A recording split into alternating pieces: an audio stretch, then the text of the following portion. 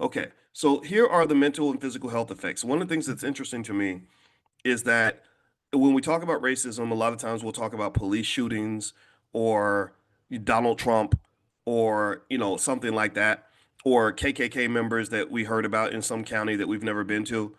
But I don't see us talking about what I consider to be the most pervasive, most painful type of racism, where you're consistently exposed to the virus, you're consistently exposed, you're consistently infected with the pain of that racism. Here are some mental and physical health effects. Chronic stress and anxiety.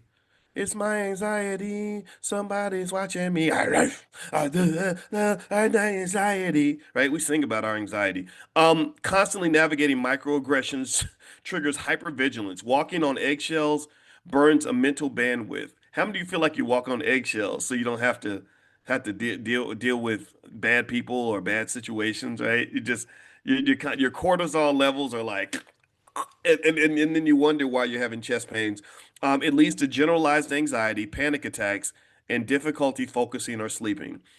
Why would you pass that to your children? Do you want your children to feel that way every day and every morning? Um, I don't know. Depression and hopelessness.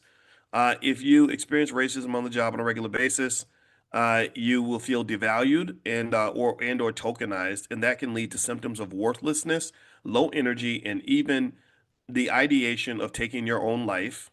Mm. So they killing y'all. They killing you.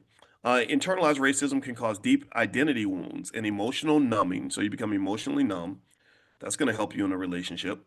Post-traumatic stress disorder. Repeated exposure to discriminatory treatment causes trauma similar to PTSD, flashbacks, avoidance, and anger outbursts. Has anybody experienced any of that? Give me a yes if you've experienced flashbacks.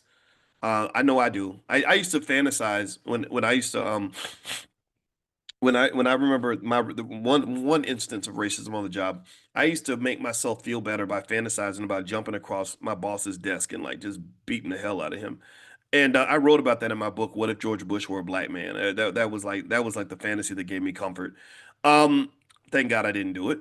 All right, how many of you have flashbacks?